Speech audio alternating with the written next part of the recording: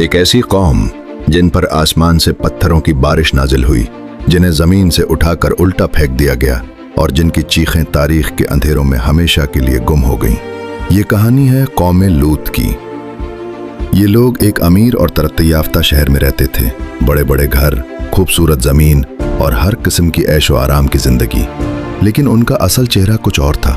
ان کے لیے گناہ ایک عادت بن چکا تھا اور شرم نام کی کوئی چیز باقی نہیں رہی تھی۔ وہ کھلے عام برائیوں میں مبتلا تھے۔ زنا اور فحاشی کو عام سمجھا جاتا تھا اور برائی کو برائی نہیں سمجھا جاتا تھا، بلکہ اسے معمول بنا لیا گیا تھا۔ وہ مسافروں کو لوٹ لیتے تھے، انہیں ذلیل کرتے تھے اور بعض اوقات ان کے ساتھ ظلم بھی کرتے تھے۔ ان کے نزدیک ظلم ایک کھیل تھا اور کمزور لوگ صرف شکار تھے۔ سب سے خطرناک بات یہ تھی کہ وہ اپنے برے کاموں پر فخر کرتے تھے۔ اگر کوئی انہیں روکنے کی کوشش کرتا تو وہ اس کا مذاق اڑاتے تھے۔ اسی لیے اللہ تعالیٰ نے ان کی طرف اپنا پیغام بھیجا حضرت لوط علیہ السلام کے ذریعے۔ انہوں نے انہیں سمجھایا، روکا اور خبردار کیا، لیکن جواب ہمیشہ ایک ہی ہوتا: ہمیں کوئی نہیں روک سکتا۔ پھر ایک رات ایسی آئی جس نے سب کچھ بدل دیا۔ شہر میں ایک عجیب سی خاموشی تھی، جیسے ہوا بھی رک گئی ہو۔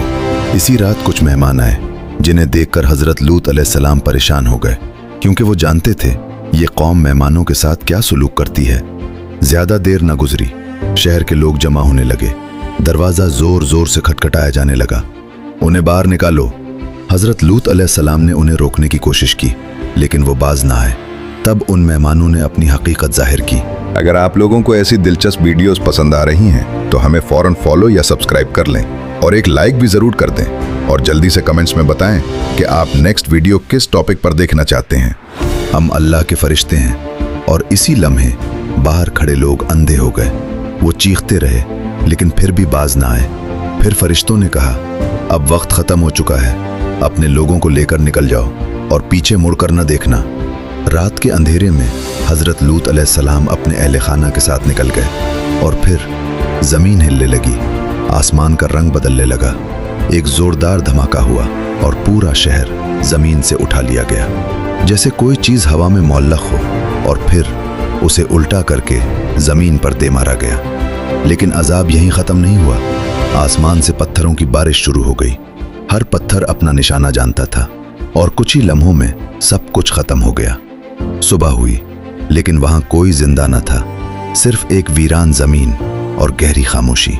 آج اسی جگہ کو دنیا بحیرہ مردار، ڈیڈ سی کے نام سے جانتی ہے۔ ایک ایسا سمندر جہاں زندگی ممکن نہیں، جہاں پانی اتنا کھارا ہے کہ کوئی جاندار زندہ نہیں رہ سکتا۔